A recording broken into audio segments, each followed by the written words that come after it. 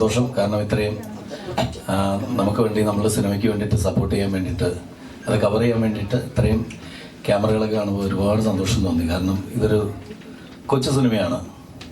നേരത്തെ മഞ്ജു പറഞ്ഞ പോലെ പുതിയ നായകനെ മുബിൻ റാഫി, പിന്നെ നമുക്ക് ഏറെ ഇഷ്ടപ്പെട്ട മറ്റൊരു നായകൻ അർജുൻ അശോകൻ, പിന്നെ ജാഫർ. നിന്റെ പേര് പറയും, നീ നായകനാണല്ലോ ഇപ്പൊ പല പടത്തിലും ഉണ്ട്. നായകൻ ജാഫർ, പിന്നെ ദേവിക സഞ്ജയ്. ഒരുപാട് നമ്മൾ ഇഷ്ടമുള്ള കുട്ടികളിൽ ഒരാൾ, അതായത് മകൾ, പിന്നെ ഞാൻ പ്രകാശൻ ഫസ്റ്റോടും. അപ്പോൾ അതിലൂടെയൊക്കെ നമുക്ക് സുപരിചിതയായ കുട്ടിയാണ്. പിന്നെ മാളവിക ഒരുപാട് നല്ല സിനിമകളിലെ നല്ല കഥാപാത്രങ്ങൾ അവതരിപ്പിച്ചിട്ടുള്ള ആളാണ്. പിന്നെ ഇത് കലന്തൂർ സാറ്.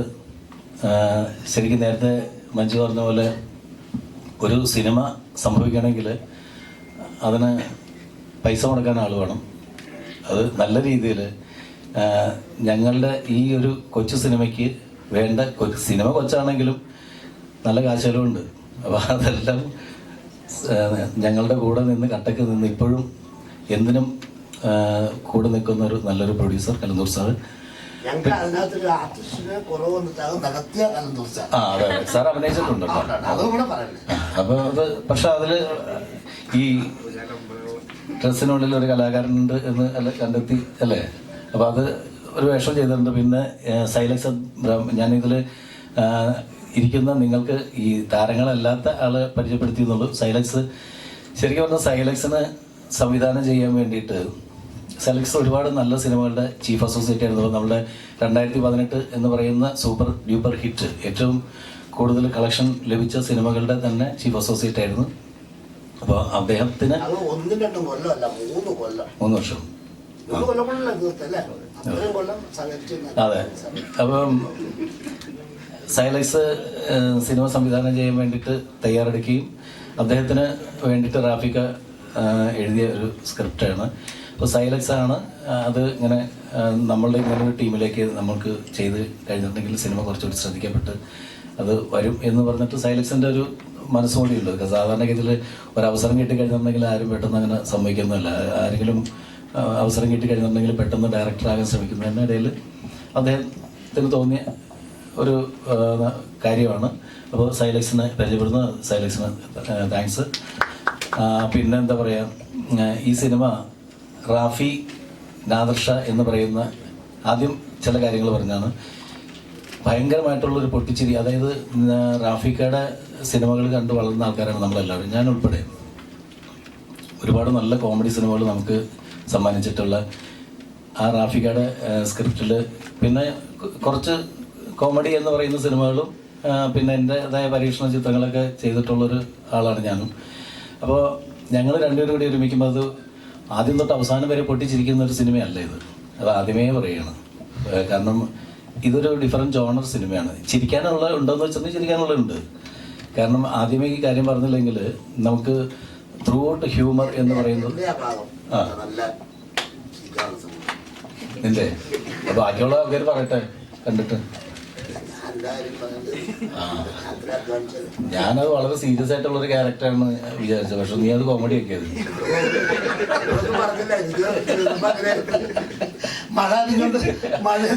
നീ കഥ പറയല്ലേ കടച്ചമർത്തിട്ട്. മഴ തന്നെ ഞാൻ അഭിനയിച്ചു, അതൊക്കെ ഓക്കെ. പക്ഷെ നീ കഥ പറഞ്ഞത് എനിക്ക് പേടിയാണ്. നിനക്ക് ക്ലൈമാക്സ്.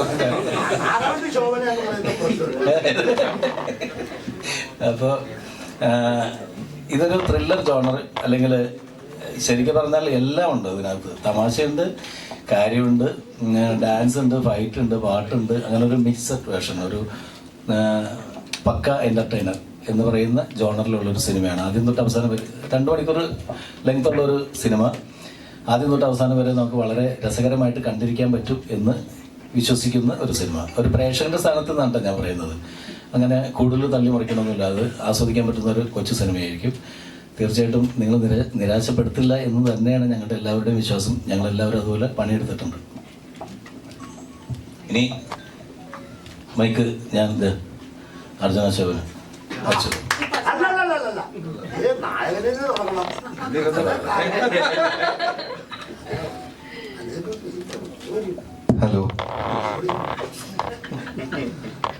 എല്ലാവരും കണ്ടതിൽ വളരെ സന്തോഷമുണ്ട്. കുറച്ച് ബാസ് കുറച്ചെടുത്ത് ഇപ്പോൾ once upon a time in കൊച്ചിയുടെ പ്രൊമോഷൻ നമ്മൾ ഓൾറെഡി കുറച്ച് ചെയ്താണ്. അപ്പോൾ അതിൻ്റെ പ്രസ് മീറ്റും ബാക്കി ഓൺലൈൻ ഡിജിറ്റൽ മീഡിയ പ്രൊമോഷനായിട്ട് ഇന്ന് ചെയ്യാണ്. അപ്പോൾ നാദർഷിക്കയും റാഫിക്കയും ഒരുമിച്ച് ചെയ്യുന്ന ആദ്യത്തെ മലയാള പടം എന്ന് പറയാൻ പറ്റില്ലെന്ന് ചോദിച്ചാൽ, പക്ഷേ സിനിമ. അപ്പോൾ അതിലൊരു ഭാഗമാകാൻ പറ്റിയ വളരെയധികം സന്തോഷമുണ്ട്. കാരണം ചെറുപ്പം തൊട്ട് ഇവരെ കണ്ടു വളർന്ന ഒരാളാണ്. അപ്പോൾ അച്ഛൻ ഇവരുടെ കൂടെ കുറേ പടങ്ങളൊക്കെ ചെയ്തിട്ടുണ്ട്. അപ്പോൾ എന്നെ ഇവരൊരു പടം ചെയ്യുമ്പോൾ അതിലൊരു ഭാഗമായി വിളിക്കുമ്പോൾ വളരെയധികം എക്സൈറ്റഡ് ആയിരുന്നു. അപ്പോൾ അത് എക്സൈറ്റ്മെൻറ്റ് ഉണ്ടായിരുന്നു പടം ചെയ്യുമ്പോഴും. ഇപ്പം അത് റിലീസിന് ഒരുങ്ങിയിട്ടുണ്ട്. അപ്പോൾ ഈ വരുന്ന മെയ് 31 പടം റിലീസാകാണ്. അപ്പോൾ തിയേറ്ററിൽ എല്ലാവരും തന്നെ പോയി കാണണം, എന്നിട്ട് അതിൻ്റെ റിവ്യൂസ് അറിയിക്കണം. Thank you. ഇനി ശരിക്കും നായകനോട് കാണാം. എല്ലാവർക്കും നമസ്കാരം. ഒരുപാട് സന്തോഷമുണ്ട്. ഞാനും ഇതേപോലെ വാപ്സിൻ്റെയും നാഷിഖാൻ്റെയൊക്കെ സിനിമകളും പരിപാടിയൊക്കെ നട്ട് തന്നെയാണ് വളർന്നത്.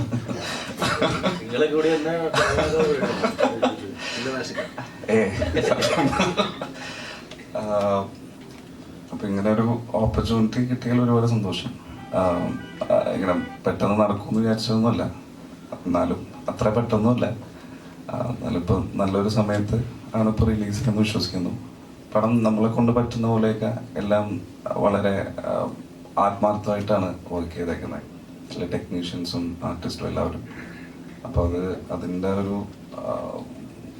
എന്താ പറയുക, ഒരു റിസൾട്ട് ഉണ്ടാവും എന്നാണ് വിശ്വാസം.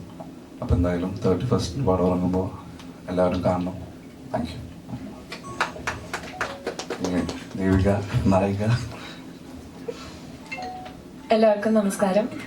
ആദ്യം തന്നെ ഇത്രയും എഫേർട്ട് എടുത്ത് ഇവിടെ വന്നതിന് ഒരുപാട് താങ്ക് യു. ഈ പറഞ്ഞ സെയിം സ്റ്റോറി തന്നെയാണ് എനിക്കും പറയാനുള്ളത്. ഞാൻ പറയുമ്പോൾ അത് സത്യമാണ്. അല്ല സത്യമായിട്ടും റാഫി സാറിന്റെ ഒക്കെ പടം നാദർഷ സാറിന്റെ ആണെങ്കിലും ചെറുതാമ മുതൽ കണ്ടു വളർന്ന് ഒരുപാട് സിനിമ എന്ന് പറയുന്ന ഒരു ലോകത്തേക്ക് തന്നെ ഇഷ്ടം തോന്നാൻ വേണ്ടിയുള്ള one of the motivating factors ആയിരുന്നു സാറിന്റെ ഒക്കെ പടം എന്ന് പറയുമ്പോൾ. അപ്പം ഞാനിപ്പോഴും ഭയങ്കര എക്സൈറ്റഡ് ആണ്. ന്യൂസ് കേട്ടപ്പോൾ മുതൽ എക്സൈറ്റഡ് ആയിരുന്നു. ഒന്നേ പറയാനുള്ളൂ, എല്ലാവരും തിയേറ്ററിൽ പോയി പടം കാണുക, റിവ്യൂസ് പറയുക. നിങ്ങളുടെ എല്ലാവരുടെയും സപ്പോർട്ട്, സത്യസന്ധമായ റിവ്യൂസ് പറയാ, എല്ലാവരുടെയും സപ്പോർട്ട് ഉണ്ടാവണം. മൊബിൻ ചേട്ടൻ പറഞ്ഞ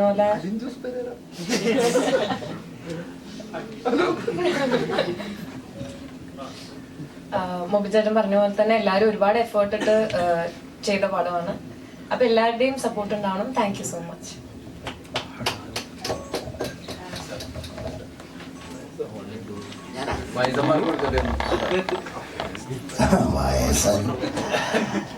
എല്ലാവർക്കും നമസ്കാരം. കണ്ടോ? എല്ലാവർക്കും നമസ്കാരം. ഞാനും ഈ ഫിലിമിൽ പടത്തിലൊരു ചെറിയൊരു വേഷം, ചെറിയതല്ലാണ്ട് എന്നെ സംബന്ധിച്ചിട്ട് വലിയ വേഷമാണ്. എന്നാലും അങ്ങനെ പറഞ്ഞാൽ നമുക്ക് അല്ല നമ്മളൊന്നും നായകനൊന്നായിട്ടില്ല. നമ്മളിപ്പോൾ ആ പടത്തിനകത്ത് എനിക്ക് നല്ലൊരു വേഷമാണ്. ഇക്ക ഏത് പടം എടുക്കുമ്പോഴും എനിക്കൊരു വേഷം തരാറുണ്ട്. അങ്ങനെ ഈ നേരത്തെ ഒരു കാര്യം പറയാം, ഞാൻ ഒന്ന് ഒതുങ്ങി നിന്ന സമയത്ത് ഇക്കയുടെ ഒരു പടത്തിലൂടെയാണ് ഞാൻ പിന്നെയും കയറി. കട്ടപ്പന ഋത്തിക് റോഷൻ അതിനകത്ത്. അതുപോലെ തന്നെ ഈ പടത്തിൽ എനിക്ക് നല്ലൊരു വേഷം തന്നിട്ടുണ്ട്. ഇതൊരു നല്ല പടമായിട്ടാണ് എനിക്ക് തോന്നുന്നത്. ഞാൻ അഭിനയിക്കാനായിട്ട് ഇതിനകത്ത് ഡേറ്റില്ല എന്നൊക്കെ പറഞ്ഞ് ഇക്കായോട്ട് കൂടി ആലോചിച്ച് എന്ന് ഞാൻ ഒന്ന് ഷൂട്ടിങ്ങിൻ്റെ സ്ഥലത്ത് കൊച്ചിയിൽ ചെന്നു കഴിഞ്ഞപ്പം നായകനും നായികയും അവിടെ ഇരിപ്പുണ്ട്, നായകൻ്റെ ഉപ്പ ഇരിപ്പുണ്ട്, പിന്നെ റാപ്പി സാർ ഇരിപ്പുണ്ട്, പിന്നെ അവിടെ ഇപ്പം മുട്ടയടിച്ചുകൊണ്ട് ഇരിപ്പുണ്ട് ഇവിടെ പാഷാൻ ഷാജി. അപ്പോൾ ഇക്ക CCയുടെ അടുത്തിരിക്കുന്നു. അപ്പോൾ ഇവരുടെ പാട്ട് സീൻ എന്നെ ഇക്ക ഫുള്ള് ഇട്ട് കേൾപ്പിച്ചു. അടിപ്പം പാട്ടാ. ഞാൻ എൻ്റെ നാലിലേയും വേണ്ടല്ലേ? അപ്പോൾ ഉഗ്രം പാട്ടാണ്. എനിക്കറിയില്ല, എനിക്ക് മൊത്തം അറിയില്ല. വേണ്ടത് തെറ്റിപ്പാടി വേണ്ടെന്നേ, അത് ഫ്രഷായിട്ടൊന്ന് പോരട്ടെ. പാട്ട് കേട്ടപ്പോൾ തന്നെ എനിക്ക് മനസ്സിലായി ഒരു കുലുക്കും ഒരു കിടുക്കും. അല്ല, കിടുക്കുന്നു കിടുക്കുന്നൊക്കെ പറഞ്ഞാൽ അല്ലല്ല എനിക്ക് കണ്ടത് അല്ല, വേണ്ട. ഒരു പടം, നല്ല പടം ഇതിറങ്ങുമ്പോൾ എല്ലാവരും ഒന്ന് കാണണം. ഞങ്ങളെ പോലെയുള്ളവരും മറ്റുള്ളവരിപ്പോൾ ജീവിക്കാൻ ആയിട്ടുള്ള ഒരു മാർഗം, ഞങ്ങളുടെ ഒരു തൊഴിലാണിത്. അപ്പം എന്തായാലും മറ്റുള്ള ഒത്തിരി കാര്യങ്ങളൊക്കെ നമ്മൾ ഈ ചാനലിലൂടെ ഒത്തിരിയൊക്കെ ഇങ്ങനെ പറഞ്ഞു പോകുന്നുണ്ട് പലരുമൊക്കെ, പല സിനിമയെക്കുറിച്ചും സിനിമയുടെ മറ്റു വശങ്ങളൊക്കെ. ഒന്നുമില്ല, ഇതൊരു നല്ലൊരു സിനിമ ഇറങ്ങുമ്പോൾ കാണണം, അടുത്തിരിക്കും. ഇനി മാളവികയ്ക്ക് ഞാൻ എന്തായാലും അസ്സലാമലൈക്കും.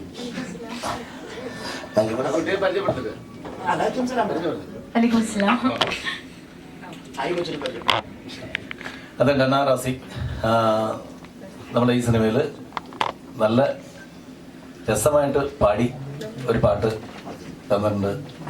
ആ പാട്ടിൻ്റെ മ്യൂസിക് ഞാനായിരുന്നു. അപ്പോൾ അത് നമ്മുടെ ഹരിശങ്കറും ഡനയും ചേർന്നാണ് പാടിയത്. പാട്ട് റിലീസ് ചെയ്തിട്ടുണ്ടായിരുന്നു. അത് ഡനയെ കൂടെ നമുക്ക് പാടിക്കാം കുറച്ചായിട്ട്.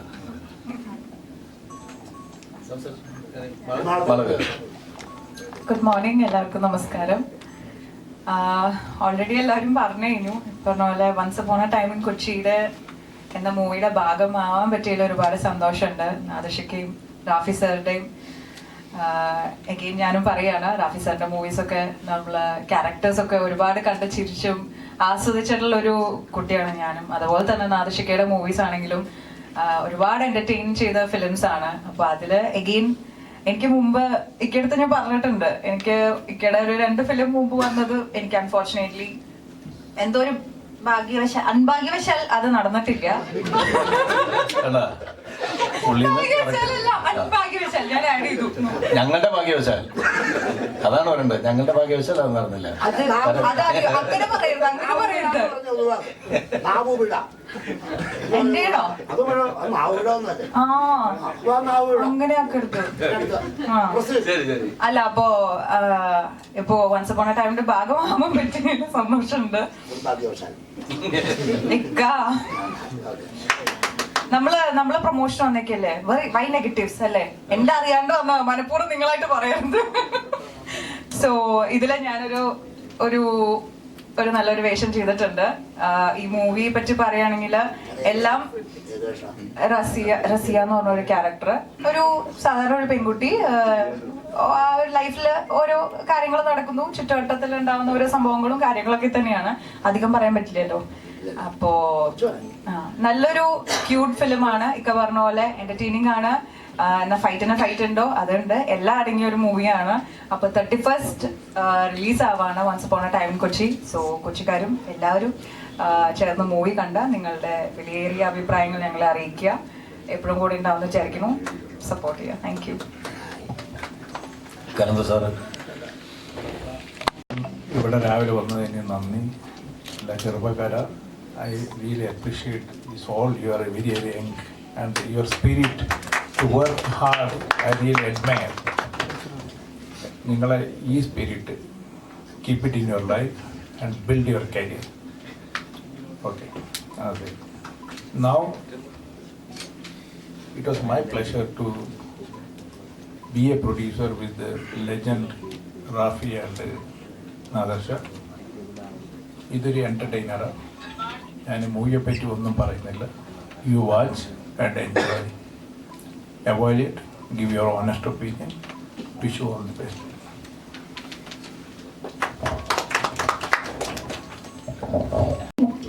എൻ്റെ പേര് ദാന റാസിക്. ഞാൻ once upon a time in കൊച്ചിയിലെ തൂവൽ നില എന്ന സോങ് പാടിയിട്ടുണ്ട്. അത് ഹരിയേട്ടൻ്റെ കൂടെയാണ് പാടിയത്. ഈ പടത്തിൽ മ്യൂസിക് കമ്പോസ് ചെയ്തിട്ടുള്ളത് ഹിഷാം കെയും നാദർഷക്കയാണ്. അതിൽ നാദർഷക്ക കമ്പോസ് ചെയ്ത സോങ്ങാണ് ഞാൻ പാടിയത്. അപ്പോൾ എന്നെ സംബന്ധിച്ചിടത്തോളം എനിക്കിതൊരു വലിയ ഓപ്പർച്യൂണിറ്റിയാണ് ഇങ്ങനെ ഇവിടെ വന്നിരിക്കാനും. ഞാൻ സത്യം പറഞ്ഞാൽ ഭയങ്കര നെർവസാണ്. ഒരുപാട് സന്തോഷമുണ്ട്. അപ്പോൾ നമ്മൾ പടം റിലീസാവുന്നുണ്ട്. നിങ്ങളെല്ലാവരും എന്തായാലും കാണണം. ഞാനും ആദ്യമായിട്ടാണ് കാണാൻ പോകുന്നത്. ഞാനും ഭയങ്കര എക്സൈറ്റഡ് ആണ്. അത് ഉറപ്പായിട്ടും കണ്ടിട്ടുണ്ട്.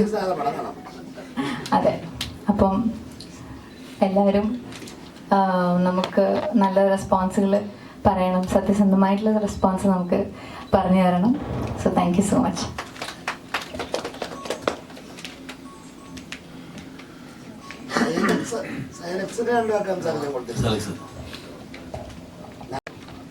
എല്ലാവരോടും വളരെ വളരെ നന്ദി. പ്രത്യേകിച്ച് നാദിഷ, കന്ദു സാറ്, റാഫി സാർ,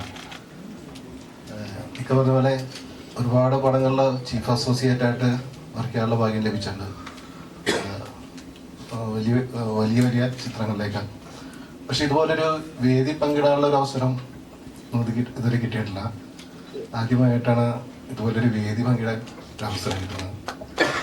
അതിന് എല്ലാവരോടും വളരെ വളരെ നന്ദി.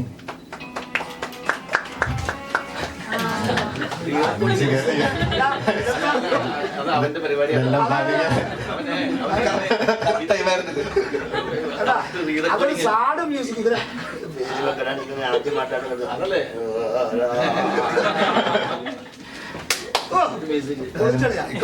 സിനിമ എല്ലാവർക്കും ഇഷ്ടപ്പെടുന്ന ഒരു സിനിമ തന്നെയായിരിക്കും. എൻജോയ് ചെയ്യാൻ പറ്റിയൊരു സിനിമ തന്നെയാണ്. അപ്പോൾ എല്ലാവരും, ഞങ്ങൾക്ക് പറയാനുള്ള എല്ലാവരും തിയേറ്ററിൽ ചെന്ന് കാണുക, ഇത് വലിയ വിജയമാക്കി മാറ്റുക. ഇതൊരു പുതിയ ഒരു നായകൻ ഇൻഡസ്ട്രിയിലേക്ക് കടന്നു വരുന്ന ഒരു സിനിമ കൂടിയാണ്. അപ്പോൾ തീർച്ചയായും നിങ്ങളുടെ എല്ലാവരുടെയും അനുഗ്രഹങ്ങളും എല്ലാം പ്രതീക്ഷിക്കുന്നു. Thank you. ഒരു ഒറ്റ റിക്വസ്റ്റ് ഉള്ളത്, നമ്മുടെ ശരിക്കും സിനിമ കാണാൻ വരുന്ന പ്രേക്ഷകരോട്. കാരണം ഇതിപ്പോൾ നമ്മളുടെ പരീക്ഷണങ്ങളിലൊന്നാണ്. കാരണം പുതിയ നായകനൊക്കെ വെച്ചിട്ട് നമ്മൾ സിനിമകൾ ചെയ്യുമ്പോൾ അത്തരത്തിലുള്ള സിനിമകൾ നല്ലതാണെങ്കിൽ മാക്സിമം അതിന് സപ്പോർട്ട് കിട്ടിയാൽ മാത്രമാണ് അത് തിയേറ്ററിൽ ഓടിയാൽ മാത്രമാണ് മറ്റുള്ള പ്രൊഡ്യൂസേഴ്സിനാണെങ്കിലും ഡയറക്ടേഴ്സിനാണെങ്കിലും റൈറ്റേഴ്സിനാണെങ്കിലും പുതിയ താരങ്ങൾ വെച്ചിട്ട് സിനിമകളുമായിട്ട് വരാനായിട്ടുള്ളൊരു ധൈര്യം ഉണ്ടാവുള്ളൂ. പുതിയ താരങ്ങളും അല്ലെങ്കിൽ ഒക്കെ ആയിട്ട് വരുന്ന സിനിമകൾക്ക് വരുന്ന പ്രേക്ഷകരുടെ കുറവും കാര്യങ്ങളൊക്കെ വന്നു കഴിഞ്ഞിട്ടുണ്ടെങ്കിൽ സാധാരണഗതിയിൽ എല്ലാവരും മാറ്റി ചിന്തിക്കേണ്ട അവസ്ഥയാണ്. അപ്പോൾ തീർച്ചയായിട്ടും നിങ്ങളുടെ വിലയേറിയ സപ്പോർട്ടാണ് എല്ലാ ഞങ്ങൾക്ക് വേണ്ടത് എന്ന് ഞാൻ ആത്മാർത്ഥമായിട്ട് ഞാൻ ആവശ്യപ്പെടുന്നു. Thank you so much.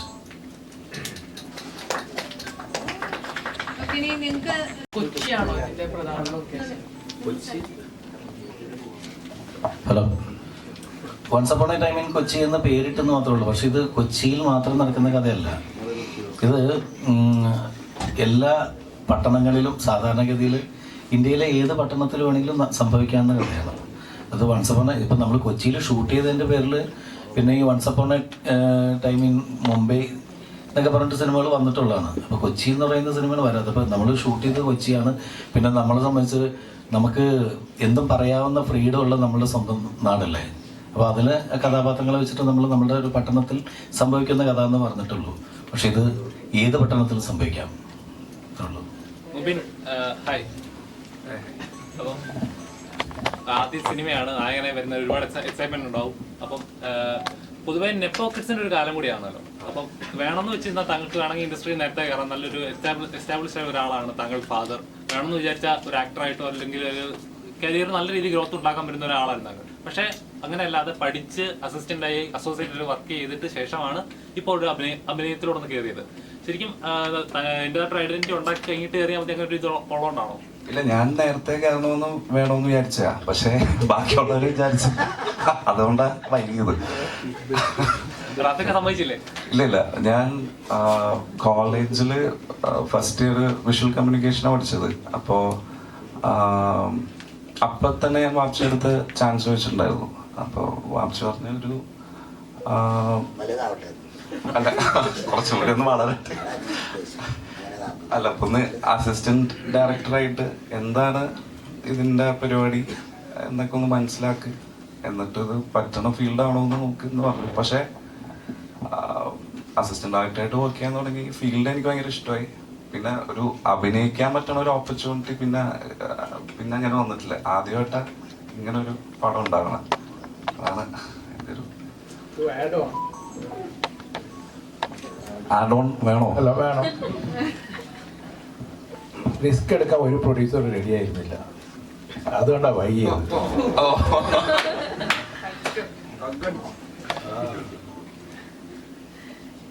അല്ല, അക്കാര്യത്തിലും പറഞ്ഞുള്ളൊരു കാര്യമാണ്. കാരണം വെച്ചിട്ടുണ്ടെങ്കിൽ ഒരു പുതിയ, ഞാൻ നേരത്തെ പറഞ്ഞ് നിർത്തി അതുകൊണ്ടാണ്, പുതിയ താരങ്ങളെ വെച്ചിട്ട് അല്ലെങ്കിൽ പുതുമുഖങ്ങളെ വെച്ചിട്ട് നമ്മൾ സിനിമകൾ ചെയ്യുമ്പോഴാണ് ഓരോരുത്തർ ഓരോ പുതിയ നായകന്മാർ മലയാള സിനിമയിലേക്ക് വരുള്ളൂ. അപ്പോൾ അതിന് പ്രൊഡ്യൂസേഴ്സ് റിസ്ക് എടുക്കണമെങ്കിൽ ഇത്തരത്തിലുള്ള സിനിമകളുടെ വിജയം നോക്കി തന്നെയാണ് അവർ റിസ്ക് എടുക്കുള്ളൂ. അപ്പോൾ അതിന് തയ്യാറായ സാറിന് ഞങ്ങളുടെ താങ്ക്സ് ഞങ്ങൾ ആദ്യമേ പറഞ്ഞാണ്. വീണ്ടും താങ്ക്സ് പറയുന്നത്. Thank you. താങ്കൾ റാഫിയായിട്ടൊരു കൂട്ടിയിട്ട് നമ്മൾ ഒരുപാട് എക്സ്പെക്ടേഷൻ ഉണ്ട്, പക്ഷെ എക്സ്പെക്ട് ചെയ്യരുത്, ഓവർ എക്സ്പെക്ടേഷൻ വേണ്ട. ശരിക്കും പറയാ എന്താ റിവ്യൂസിനെ അതിനെ പേടിക്കുന്നുണ്ട് ഇപ്പൊ പലപ്പോഴും. അങ്ങനെയല്ല, ഞാൻ പറട്ടെ, എന്താ പറയുക, ഇതിനകത്ത് ഇല്ലാത്ത കാര്യങ്ങൾ തള്ളി മറിക്കാൻ വേണ്ടിയിട്ട് പറ്റൂല്ലോ. അതുകൊണ്ടാണ്. കാരണം ഞാൻ പറയാം, ഒന്നും പ്രതീക്ഷിക്കാതെ വന്നു കഴിഞ്ഞാൽ എന്തെങ്കിലും നമുക്ക് കിട്ടും എന്ന് മാത്രം വിചാരിച്ചത്. ഒറ്റ വാക്കി പറഞ്ഞതാണ്. കാരണം ഒരുപാട് പ്രതീക്ഷയോടുകൂടി ഈ സിനിമ അങ്ങനെയായിരിക്കും ഇങ്ങനെയായിരിക്കും എന്ന് പറഞ്ഞിട്ട് നമ്മളൊരു അങ്ങനെ പ്രതീക്ഷിച്ചിട്ട് വരുമ്പോഴാണ്, അത് കിട്ടാതെ വരുമ്പോഴാണ് നമുക്ക് വരുന്ന പ്രശ്നം. അപ്പോൾ ഇതിനകത്ത് ഒന്നും കിട്ടൂല എന്ന് തന്നെ വിചാരിച്ചിട്ട് വന്നാൽ അപ്പോൾ കാണുമ്പോൾ ഇത് കുഴപ്പമില്ല എന്ന് തോന്നണമെങ്കിൽ നമുക്ക് അങ്ങനെ പറ്റുള്ളൂ. ഇപ്പോൾ റാഫിക്ക, നാദിർഷ എന്ന് പറയുന്ന ഈ രണ്ട് ടീമിൽ നിന്ന് ആദ്യം തൊട്ട് അവസാനം വരെ ഒരു ചിരിപ്പടമാണെന്നുള്ളൊരു ധാരണ വന്നു കഴിഞ്ഞിട്ടുണ്ടെങ്കിൽ അതങ്ങനെയല്ല എന്ന് പറഞ്ഞതാണ്. ഇതിനകത്ത് എന്ന ചിരിയുണ്ട്, പക്ഷെ ഒരു ടോട്ടൽ നിങ്ങൾ കണ്ടിരിക്കുമ്പോൾ നിങ്ങൾക്ക് ബോറടിക്കാത്തൊരു സിനിമയായിരിക്കും. മുബിനെ ഇൻട്രൊഡ്യൂസ് ചെയ്യുമ്പോൾ ഈ സിനിമയിൽ മുബിനാണ് ഈ സിനിമയിലെ മെയിൻ റോൾ ചെയ്യേണ്ടത്, അല്ലെങ്കിൽ ഈ കഥാപാത്രത്തിന് മുബിനാണ് കറക്റ്റ് മാച്ചെന്ന് തോന്നിയാൽ അങ്ങനെ എന്തുകൊണ്ടാണ് അങ്ങനെ? അങ്ങനെയല്ല, ഇതിനകത്ത് സിനിമയിലിപ്പോൾ ഇവരെല്ലാവരും മുബിനും പിന്നെ അർജുൻ അശോകനും ഷൈൻ ടോം ചാക്കോ ഇവരെല്ലാം വലിയ വലിയ വേഷങ്ങളാണ് ചെയ്തിരിക്കുന്നത്. അപ്പോൾ അങ്ങനെ ഒരു അതിൽ പ്രധാനപ്പെട്ട ഒരു രണ്ട് ക്യാരക്ടേഴ്സിൽ ഇവർ രണ്ടുപേരും അർജുനും മുബിയും ചെയ്തിരിക്കുന്നത്. അപ്പോൾ അതിൽ നമ്മളെ സംബന്ധിച്ചിട്ട് നമ്മൾ ആദ്യം പിന്നെ ഈ മുബിന് ഒരു എക്സ്പീരിയൻസ് ഉള്ളതെന്ന് വെച്ചിട്ടുണ്ടെങ്കിൽ മുബിൻ അഭിനയിച്ച ഷോർട്ട് ഫിലിംസ് ഒക്കെ ഞാൻ കണ്ടിട്ടുണ്ട്. ബെസ്റ്റ് ആക്ടർ ഒക്കെ കിട്ടിയിട്ടുള്ള കക്ഷിയാണ്. ഇതെവിടെ ഇരുന്നത്? പുറത്തു പറയാൻ കൊള്ളില്ലാത്ത സാധനമാണ്. അല്ല, അവാർഡ് ഒരു സെറ്റപ്പ്. അത് എൻ്റെ അടുത്ത് ഇപ്പോഴാണ് പറയണത്.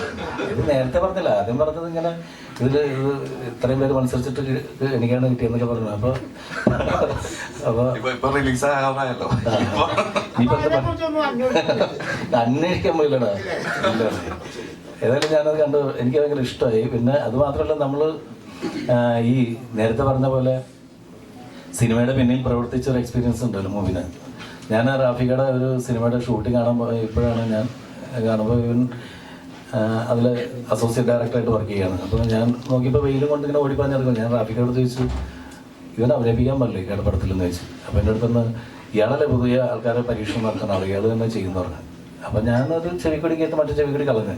പക്ഷെ കറങ്ങി തിരിഞ്ഞാൽ അത് ഈ പറഞ്ഞ പോലെ നമ്മൾ ചില കാര്യങ്ങൾ നമ്മൾ പോലും പ്രതീക്ഷിക്കാതെ നമുക്ക് നല്ല കാര്യങ്ങൾ വന്നു ചേരുന്നു എന്ന് പറഞ്ഞ കൂട്ടത്തിൽ എനിക്ക് ഞാനതിൽ തൃപ്തനാണ്. ഇപ്പോൾ മുബിൻ വന്ന് അഭിനയിച്ചതിൻ്റെ പേരിൽ ഇരുത്തിക്കൊണ്ട് പറഞ്ഞല്ലോ, മുബിനാണെങ്കിലും ഇതിൽ അഭിനയിച്ച ഇവരെല്ലാവരും വളരെ എക്സ്പീരിയൻസ്ഡ് ആയിട്ടുള്ള താരങ്ങളെ പോലെ തന്നെയാണ് എനിക്ക് ഫീൽ ചെയ്തിട്ടുള്ളത്. ഇപ്പോൾ അച്ചു അഭിനയിക്കുന്നത് ഞാനൊക്കെ ഇങ്ങനെ നോക്കിയിരിക്കുകയാണ്. കാരണം നമുക്കൊക്കെ ഈ പിള്ളേർ ഇങ്ങനെയാണ് എന്ന് പറഞ്ഞിട്ട് നമ്മളെ പഠിപ്പിക്കുന്ന തരത്തിലുള്ള റിയാക്ഷൻസും കാര്യങ്ങളും ഇവരുടെ ഭാഗത്തുനിന്ന്, ഇപ്പോഴത്തെ തലമുറയുടെ ഭാഗത്തുനിന്നുണ്ട്. തീർച്ചയായിട്ടും അതിന് ഒരുപാട് താങ്ക്സ്. പിള്ളേരെല്ലാവരും വളരെ ഗംഭീരമായിട്ട് ചെയ്യുന്നു. അതാണ് അർജുൻ ഇപ്പൊ പറയുന്നത് ചോദിക്കുകയാണ്. അപ്പോൾ എല്ലാവരും പറഞ്ഞു അർജുനെ പോലെ ഇതേപോലെ ഒരു സ്ക്രീൻ ഞെട്ടിക്കുന്ന പെർഫോമൻസ് ആണ് ഓരോ തവണ ചെയ്തുകൊണ്ടിരിക്കുന്നത്.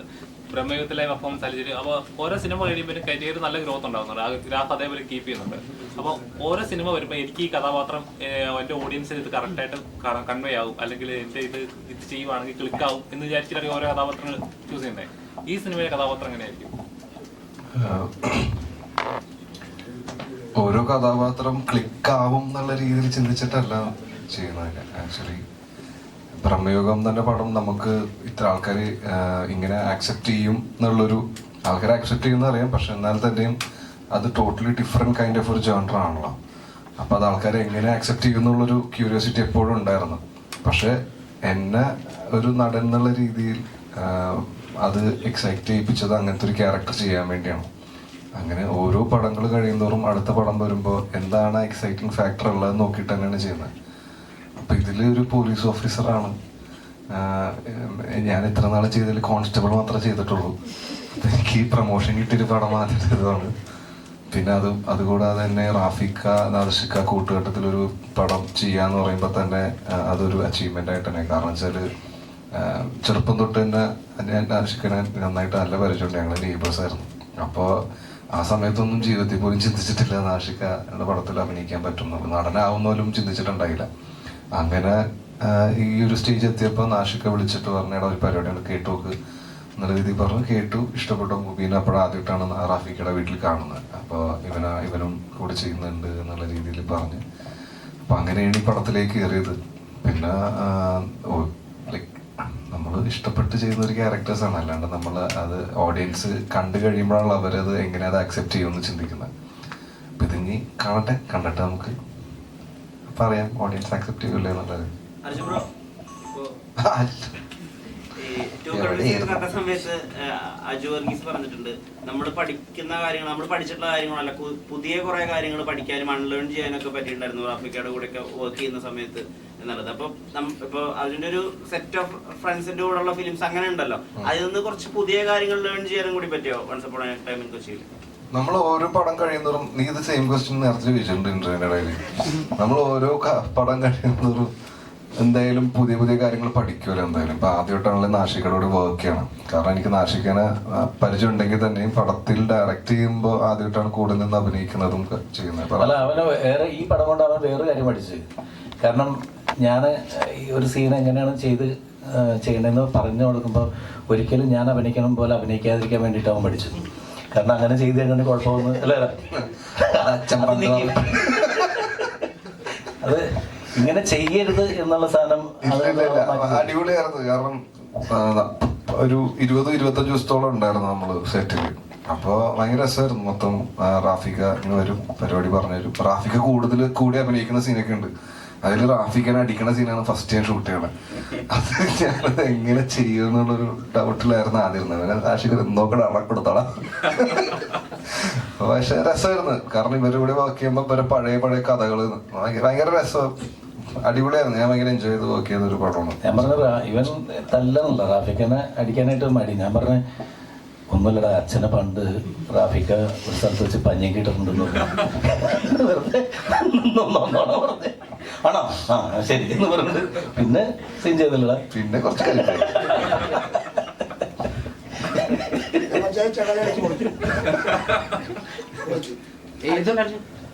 ഇപ്പോൾ ഒരു സിനിമയേക്കാൾ കൂടുതൽ ഒരു കഥാപാത്രത്തെ ആഘോഷിച്ചിട്ടുണ്ടെങ്കിൽ രമണൻ എന്നുള്ള കഥാപാത്രം എപ്പോഴും മുൻപിലുണ്ട്. ട്രോളുകളിലായാലും അല്ലെങ്കിൽ ഇപ്പോൾ ഒരു മെയ്ദിനം വരുമ്പോൾ മുതലാളിയുടെ മുഖത്ത് നോക്കി ചെറ്റിയെന്ന് വിളിച്ച ഏക തൊഴിലാളി രമണനാണെന്ന തരത്തിലുള്ള നെറേറ്റീവുകളൊക്കെ വരുന്നുണ്ട്. തിരിച്ചടിക്കാത്ത മുതലാളി. അപ്പം അത്തരത്തിലുള്ള ഒരു ക്യാരക്ടർ ചെയ്ത ആളാണ്, എഴുതി വെച്ച ആളാണ് റാഫിക്ക. അപ്പോൾ അർജുന് റാഫിക്കയുടെ സ്ക്രിപ്റ്റിൽ ഒരു പടം ചെയ്യുമ്പം മാത്രമല്ല റാഫിക്കയുടെ ഒരു കോ ആർട്ടിസ്റ്റ് കൂടെ ആയിട്ട് വർക്ക് ചെയ്യുമ്പോഴുള്ള എക്സ്പീരിയൻസ് എങ്ങനെയായിരുന്നു? ആ ഒരു ഇത്രയും ഒരു ഹിറ്റ് മേക്കർ, അപ്പൊ ഒരു ലെഗസി, അതിന്റെ ഒരു എക്സ്പീരിയൻസ് എങ്ങനെയായിരുന്നു? ഇതില് ഇപ്പൊ നിങ്ങൾ പറഞ്ഞ പോലെ പഞ്ചാബ് ഹൗസ് പോലെ ബാക്ക് ടു ബാക്ക് കോമഡി ആയിട്ടുള്ള പടമല്ല. സിറ്റുവേഷനലി കുറച്ച് ത്രില്ലറും കാര്യങ്ങളായിട്ട് പറഞ്ഞു പോകുന്ന ഒരു സബ്ജക്റ്റ് ആണ്. അപ്പൊ അതില് തമാശ ഉണ്ട്, ഇല്ല എന്നല്ലേ പറയണേ. പക്ഷെ ഇവരുടെ ക്യാരക്ടറൈസേഷൻ എന്ന് പറയുമ്പോൾ ഭയങ്കര രസമാണ്. കാരണം ചെറിയ മൈന്യൂട്ട് കാര്യങ്ങളൊക്കെ ഉണ്ടാവും. നമ്മള് അത് പടം കാണുമ്പോൾ കറക്റ്റ് മനസ്സിലാവും. അപ്പൊ അതൊക്കെ പിടിക്കാൻ പറയും നമ്മളടുത്ത്. അപ്പൊ അത് ത്രൂ ഔട്ട് പടം കണ്ടു കഴിയുമ്പോൾ ഒരു ക്യാരക്ടറൈസേഷൻ അവര് ഓൾറെഡി ഉണ്ട്. അപ്പൊ അങ്ങനെ രസം പരിപാടിയാണ്. അപ്പൊ നമുക്ക്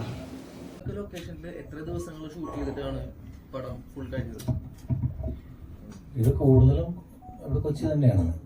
കാരണം വെച്ചിട്ടുണ്ടെങ്കിൽ നമുക്ക് ഒരു നൈറ്റ് പറഞ്ഞില്ല, ഒരു നൈറ്റ് നടക്കുന്ന ഒരു സംഭവത്തിന് ആസ്പദമാക്കിയിട്ടുള്ള കാര്യം. അപ്പോൾ പക്ഷേ നമ്മൾ കുറേ ഇതായിട്ട് മാച്ച് ചെയ്തിട്ടുള്ള വേറെ കുറേ സിറ്റീസും കാര്യങ്ങളും ഷൂട്ട് ചെയ്തിട്ടുണ്ട്. അതിപ്പോൾ പറയുന്നത് ശരിയല്ല. കാരണം വെച്ചിട്ടുണ്ടെങ്കിൽ വിഷ്വൽ ഒരു ഇമ്പാക്റ്റിന് വേണ്ടിയിട്ട് നമ്മൾ വേറെ ചീറ്റ് ചെയ്തിട്ട് പല സ്ഥലങ്ങളിൽ ഷൂട്ട് ചെയ്തിട്ടുണ്ട്. എത്ര ദിവസം മൊത്തം ഷൂട്ടിംഗ് ഉണ്ടായി? ഇതൊരു ടോട്ടൽ ഡേയ്സ് എനിക്ക് തോന്നുന്നൊരു 80 ദിവസം. കാരണം അങ്ങനത്തെ സീക്വൻസ് ഉണ്ട് ഇതിനകത്ത്. ഇതിന് ഫൈറ്റ് സീക്വൻസ് തന്നെ ഒരു 13 ദിവസം ഫൈറ്റിന് ഷൂട്ട് ചെയ്യേണ്ടിയിരുന്നു. ചെറിയ സിനിമ എന്ന് പറയുന്നത് കൊണ്ട് ഉദ്ദേശിക്കുന്നത് മനസ്സിലാവുന്നില്ലേ? ചെറിയ സിനിമ എന്ന് പറയുന്നത് ഞങ്ങൾ എല്ലാവരും ചെയ്ത ഒരു കൊച്ചു സിനിമ തന്നെയാണ്. ഷൂട്ട് ചെയ്ത് വലുതാക്കാൻ നോക്കിയതുള്ളൂ. തുടങ്ങിയപ്പോൾ കൊച്ചു സിനിമയായിരുന്നു. ഇത്രയും കഷ്ടപ്പെട്ട് സിനിമ ചെയ്തിട്ട് നമ്മള് ഇറക്കിയിട്ട് ചെറിയ പ്രിന്റ് ഒക്കെ ആൾക്കാര് ട്രെയിനിലൊക്കെ ഇരുന്ന് കാണുന്ന ഇപ്പൊ വീഡിയോ ഒക്കെ ഇറങ്ങിയിട്ടുണ്ടായി ഗുരുവായൂർ അമ്പലനടയിലൊക്കെ, അതുപോലെ കാണുന്നവർക്ക് എന്താണ് പറയുന്നത്? അങ്ങനെ അതായത് ശരിക്കും പറഞ്ഞാൽ നമ്മൾ ഒരു നേരമെങ്കിലും ഈ സിനിമ എന്ന് പറയുന്ന ഇൻഡസ്ട്രി അപ്പോൾ എല്ലാവർക്കും ബാധിക്കണമെന്നല്ല. കാരണം നമുക്ക് കലാകാരൻ അല്ലെങ്കിൽ സിനിമ എന്ന് പറയുന്ന ഒരുപാട് പേരുടെ അധ്വാനം, ഇപ്പം നമ്മളതൊന്നും പറഞ്ഞിട്ട് ആർക്കും മൈൻഡ് ചെയ്യേണ്ട കാര്യമൊന്നുമില്ല. ഒരുപാട് പേരുടെ അധ്വാനമാണെങ്കിൽ അത് നമുക്കറിയേണ്ട കാര്യമൊന്നുമില്ല എന്ന് പറഞ്ഞിട്ട്, പക്ഷേ ഇതിനെ ഒരു പ്രാവശ്യമെങ്കിലും അത്യാവശ്യം ഒരു കലാകാരനാണെങ്കിൽ അല്ലെങ്കിൽ കലയെ സ്നേഹിക്കുന്ന ഏത് കലയാണെങ്കിലും അല്പം ബ്ലഡിലുണ്ടെങ്കിൽ മനുഷ്യത്വം ഉണ്ടെങ്കിൽ ഈ പറയുന്ന സിനിമ എന്നുള്ള ഒരു സംഭവത്തിന് നമ്മൾ മനഃപൂർവ്വം തകർക്കാൻ നോക്കേണ്ട കാര്യമില്ല. കാരണം ഇതിപ്പോൾ പെട്ടെന്ന് നമുക്ക് എങ്ങനെ വേണമെങ്കിലും ഇപ്പോൾ മൊബൈലിലോ എവിടെ വേണമെങ്കിലും ഷൂട്ട് ചെയ്യാൻ നമ്മുടെ അവകാശമാണെന്ന് പറയും. ഞങ്ങൾ ഇഷ്ടമുള്ള ഇതിൽ നമ്മൾ പ്ലാറ്റ്ഫോമിൽ ഞങ്ങൾ സിനിമ കാണും. നിങ്ങൾ ഇറക്കി കോടികൾ, നിങ്ങളിപ്പോൾ 50 കോടി മുടക്കിയിട്ട് സിനിമ ചെയ്തെന്ന് വിചാരിച്ചിട്ട് ഞങ്ങൾക്ക് 10 രൂപ മുടക്കാതെ ഞങ്ങളുടെ ഫോണിൽ കണ്ടത് നിങ്ങൾക്ക് എന്താ നഷ്ടം എന്ന് ചോദിച്ചു കഴിഞ്ഞാൽ നമുക്കൊന്നും പറയാനില്ല അതിൽ. പക്ഷെ അത് ഒരിക്കലും ഒന്ന് ചിന്തിച്ച് നോക്കി കഴിഞ്ഞിട്ടുണ്ടെങ്കിൽ ഒരു ഇൻഡസ്ട്രി മൊത്തത്തിൽ തകർന്ന് കഴിഞ്ഞിട്ടുണ്ടെങ്കിൽ ഇതുമായിട്ട് ബന്ധപ്പെട്ട് ജീവിക്കുന്ന ഒരുപാട് ആൾക്കാരില്ലേ. ഇപ്പോൾ സിനിമ അപ്പോൾ ചില ആൾക്കാർ പറയും സിനിമയിലെങ്കിലും ഞങ്ങൾ ജീവിച്ചോളൂ, ഞങ്ങൾ സിനിമ കണ്ട ആവശ്യമില്ല എന്ന് പറഞ്ഞിട്ട് പറയുന്നവരുണ്ട്. പക്ഷെ ഇതൊരു വലിയ എത്രയോ ലക്ഷങ്ങൾ ജീവിക്കുന്നുണ്ട്, ലക്ഷക്കണക്കിന് ആൾക്കാർ ജീവിക്കുന്നുണ്ട്, ഒരുപാട് പേര് വരുവാൻ. ഇപ്പോൾ നമ്മൾ തമ്മിൽ ഇങ്ങനെ സംസാരിക്കുമ്പോൾ ഇത്രയും ക്യാമറകൾ നിങ്ങളെല്ലാം ജോലി ചെയ്യുന്നുണ്ട്. ഈ ജോലി ചെയ്യുന്നതെല്ലാം ഇതിനെ ആസ്പദമാക്കിയല്ലേ, സിനിമ ബേസ് ചെയ്താണ് നമ്മളെല്ലാവരും വന്നിരിക്കുന്നത്. ഇപ്പോൾ എല്ലാവരും ഇതിനു വേണ്ടിയിട്ട് രാവിലെ തൊട്ട് വൈകുന്നേരം വരെ ഇതിനു വേണ്ടി തയ്യാറെടുക്കുന്നതും നമ്മളിപ്പോൾ ഇങ്ങനെ അങ്ങോട്ടും ഇങ്ങോട്ട് കാണുന്നവരൊക്കെ ഈ സിനിമ ഉള്ളതിൻ്റെ പേരിലാണ്. സിനിമ നശിച്ചു പോയി കഴിഞ്ഞിട്ടുണ്ടെങ്കിൽ നമ്മൾ തമ്മിൽ ഇങ്ങനെ സംസാരിക്കേണ്ട കാര്യം വരില്ല. നമ്മൾ വേറെ പണിക്ക് പോകും, നമുക്ക് വേറെ പണി കിട്ടും, അതൊക്കെ ഓക്കെ. പക്ഷെ അത് നശിപ്പിക്കാതിരിക്കാം മാക്സിമം.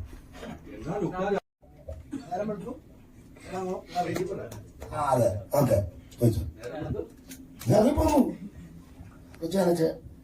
അത് കുറച്ച് സംസാരിച്ചു. എവിടെയായിരുന്നു? ജാഫ്രിക്ക ഒരു പ്രധാന വേഷത്തിലെത്തിയ പൊയ്യാമൊഴി എന്ന് പറഞ്ഞ ചിത്രം കാൻ ഫിലിം ഫെസ്റ്റിവലില് ഫിലിം മാർക്കറ്റില് സ്ക്രീൻ ചെയ്യുന്നുണ്ട്. ഇന്നലെ റിലീസ് ചെയ്തു. അപ്പൊ മലയാളത്തിൽ നിന്ന് അങ്ങനെ ഒരു സിനിമ മലയാളത്തിന്റെ റെപ്രസെന്റേഷൻ ആയിട്ട് കാനിലൊക്കെ അവതരിപ്പിക്കുന്ന അതിൽ പ്രധാന വേഷം ചെയ്യുന്ന അതിന് പോസ്റ്ററുകളൊക്കെ കണ്ടിരുന്നു. ഒരു നമുക്ക് എന്താ പറയാ ഒരു പ്രോമിസിംഗ് ആയിട്ടുള്ള പടമായിരിക്കും എന്നുള്ളൊരു തോന്നൽ വരുന്നുണ്ട്. അപ്പൊ അത്തരത്തിലുള്ള ഒരു പടം ചെയ്തിട്ട് അല്ലെങ്കിൽ ഇപ്പൊ ചുരുളി ചെയ്യുന്നത് അങ്ങനെ ഒരുവിധം നല്ല സിനിമകളില് മികച്ച ക്യാരക്ടറുകൾ വരുന്ന ഒരു സമയത്തും തന്നെ once upon a time in Kochi ആ ഒരു സിനിമയിലേക്ക് വരുമ്പോൾ റാഫിക നാദിർഷിക എന്നുള്ള പേരല്ലാതെ സിനിമ തന്നിട്ടുള്ള ഒരു ഹൈ എന്തായിരുന്നു, സിനിമയിലേക്ക് എത്താനുള്ള ഒരു ഇതെന്തായിരുന്നു? അത് ഞാൻ വീട്ടിലിരിക്കുമ്പോൾ എനിക്ക് റാഫി സാറും ഷാജാനും കൂടി വലിയൊരു മീറ്റിംഗ് വിളിച്ച് എൻ്റെ വീട്ടിലേക്ക് രണ്ടുപേരും വന്നു. വന്നിട്ട് എന്നോട് ചോദിച്ചു, ഇതിനകത്തൊന്ന് സഹകരിക്കാവോ ജാഫ? ഞങ്ങളുടെ പ്രതീക്ഷയോടുകൂടിയാണ് റാഫി സാറിനോട് പറയുന്നത്. നായിഷാനോട് കണ്ണടച്ചിട്ട് ഞാൻ ശരിക്കും കഥ കേട്ടതിന് ശേഷം ഞാൻ അർജുനെ വിളിച്ചു. അർജുൻ പറഞ്ഞു, ചേട്ടാ എങ്ങനെയും ഏറ്റെടുക്കുന്നത്, എങ്ങനെയും അരി മേടിച്ചു പോട്ടെ. ഒരു ഫോൺ വിളിച്ചു, ഞാൻ ഇവിടെ കൊടുക്കാം, ഞാൻ നാളെ വന്നിട്ട് ഒരു സാധനം ഇട്ടു, എൻ്റെ പടത്തിലൊക്കെ ചെയ്തോ കൊടുക്കുന്നു, ഞാനൊക്കെ ചെയ്തോ സംഭവമായത്. എനിക്ക് തൃപ്തരാണ്. നല്ലൊരു വേഷമാണ് ചെന്നിരുന്നത്. പിന്നെ ഒരു കുടുംബത്തിൽ ചെന്ന് കയറുന്ന പോലുള്ള ഒരു ഫീലിങ്സ് ഒക്കെ നാശാക്കയുടെ പടത്തിലേക്ക് ചെന്ന് കഴിയുമ്പോഴത്തേക്കും നമ്മളൊരു സിനിമാ നടനാണെന്നോ അല്ലെങ്കിൽ ഒരു സിനിമാ നടൻ ചെന്ന് കഴിയുമ്പോൾ ഒരു ഡയറക്ടർ ബന്ധമാകുന്നല്ല, അതന്നെയല്ലെന്ന് ഈ ഇരിക്കുന്ന ലെവൽ തന്നെ നോക്കി നിങ്ങൾ തന്നെ ചിന്തിച്ചു. ആർക്കെങ്കിലും ഞാനൊഴിച്ച് ബാക്കി ആർക്കെങ്കിലും ജാടയുണ്ടോ? ഇല്ലല്ലോ. അപ്പൊ അത്രേ ഉള്ളൂ. ഞങ്ങളൊരു കുടുംബം പോലെ തമാശം പറഞ്ഞ് അങ്ങനെ പറയും. പിന്നെ ഇക്കറിഞ്ഞ 80 ദിവസം ഷൂട്ട് കൂടിപ്പോയി. അപ്പൊ ആ സാറ് ചോദിച്ചു, എന്തോ അതിന് ചെറിയ പടമാണോ വലുതല്ലേ എന്നൊക്കെ ചോദിച്ചില്ലേ. പിന്നെ മഴ ഒരു ഘടകമായിരുന്നു. മഴ ഞങ്ങളെ കുറെ ശല്യം ചെയ്തു. ഷൂട്ടൊക്കെ രാത്രിയായിരുന്നു. അങ്ങനെ കുറെ ദിവസങ്ങളൊക്കെ പോയി. അല്ലാതെ ഇപ്പൊ സാറ് ഉറക്കും അവര് പച്ചക്ക് വർത്താനം പറഞ്ഞു, 20 ദിവസം കൊണ്ട് തീർക്കാന്ന് പറഞ്ഞ് 80 ദിവസം കൊണ്ട് അവൻ തീർക്കാന്ന് പറഞ്ഞ് അവിടെ കിടന്ന് മുട്ടുന്നുള്ളതാണ് ഞാൻ സമ്മതിക്കുന്നത്. ആലോചിച്ചില്ല. അങ്ങനെയായിരുന്നു മൊത്തത്തില്. പിന്നെ സിനിമയാണ്, ഇക്കയുടെ സിനിമയാണ്. ഇക്ക എൻ്റെ റൂട്ട് അനുസരിച്ച് ഇന്ന് രാത്രി എടുത്ത നാളെ പ്ലാൻ ചെയ്യണം, പെട്ടെന്ന് മാറ്റുന്ന ആളൊക്കെയാണ്. എന്തായാലും ഒരു മനോഹര സിനിമയായിരിക്കും. അർജുനും നായകനും ഒക്കെ കൂടെ അടിച്ച് നായികയൊക്കെ കൂടെ അടിച്ച് പൊളി ചോദിച്ചിട്ടുണ്ട്. അതൊക്കെ കാണാം. ഞാൻ ആദ്യം പറഞ്ഞ പോലെ തന്നെ നിങ്ങളെ പോലെയുള്ളവരുടെ സഹകരണമാണ്. പിന്നെ ഈ എല്ലാവരും പറയുന്നില്ലേ, ഈ ഒരു സിനിമ ഇറങ്ങി കഴിയുമ്പോൾ പ്രിൻ്റെടുത്ത് കാണുന്നു. സിനിമ എപ്പോഴും തിയേറ്ററിൽ തന്നെ കാണുക, എന്നാലേ അതിന് വിലയിരുത്താൻ പറ്റുള്ളൂ. അതിനകത്ത് എന്തൊക്കെ ചാനലിലെ സൗണ്ട് എഫക്റ്റും ഒക്കെ വെച്ചിട്ട് അങ്ങനെ കണ്ടിട്ട് അതിനെക്കുറിച്ചൊരു വിലയിരുത്തൽ പറഞ്ഞു. അല്ലെങ്കിൽ നമ്മൾ മൊബൈലിൽ കണ്ടിട്ട് പെട്ടെന്ന് ഒരു വലിയൊരു പ്രസ്ഥാനത്തെ ചുമ്മാ ഒരു ഇതിലേക്ക് ആക്കരുത്. കാരണം വെച്ചാൽ എല്ലാവർക്കും അരി മേടിക്കാനാണ്, ജീവിക്കാനാണ്. മൊത്തത്തിൽ പ്രശ്നമാണ് നമ്മുടെ നാട് മൊത്തം, ലോകം മൊത്തത്തിൽ പ്രശ്നം നടന്നുകൊണ്ടിരിക്കുക. അപ്പോൾ എങ്ങനെയെങ്കിലും ഉള്ള കാലം എന്തെങ്കിലുമൊക്കെ കാണിച്ചു പറയുമ്പോൾ പോകാനത് മൊത്തത്തിൽ ഒന്ന് പഠിച്ചു നോക്കുക. ഞാൻ സിനിമ കാണാത്ത ആളാണ്, വാർത്ത കേൾക്കുന്നത്, അതുകൊണ്ട് പറയാം. അപ്പം നന്മ പറയട്ടെ എല്ലാവർക്കും. എൻ്റെ അനുഗ്രഹം അല്ലാട്ടെ, ഞാൻ ദൈവത്തോട് പ്രാർത്ഥിക്കുന്നതാണ്. അപ്പോൾ ഇതിനും ഒരു അനുഗ്രഹം തരണം. എല്ലാവരും ഞങ്ങളെ സഹായിക്കുകയും ചെയ്യണം. ആ ഒരു കുഞ്ഞുങ്ങൾക്ക് നല്ല ഒരു നല്ല സെറ്റപ്പാക്കി ഒരു പടത്തിലേക്കൊക്കെ വന്ന് ആലുകൂടെയാണ്. അതിലൂടെ കാരണവരായിട്ട് നമ്മളെ വിളിക്കണം. ഓക്കെ എന്നാ എനിക്കിതാ പറയാനുള്ളൂ. കണ്ടായിരുന്നു അടുത്ത സീനിലോട്ട് കിടക്കാനുള്ളതാണോ, പാട്ടിലോട്ടൊക്കെ കിടക്കാനുള്ളതാണോ? എന്തിന്? ഇല്ലില്ല, ഞാൻ അതിനു മുമ്പ് പാടിയിട്ടുണ്ട്, നിങ്ങൾക്ക് അറിയാത്തോണ്ടാണ്. ഞാൻ ആഹാ എന്ന പടത്തില് ടൈറ്റിൽ സോങ് പാടിയാണോ?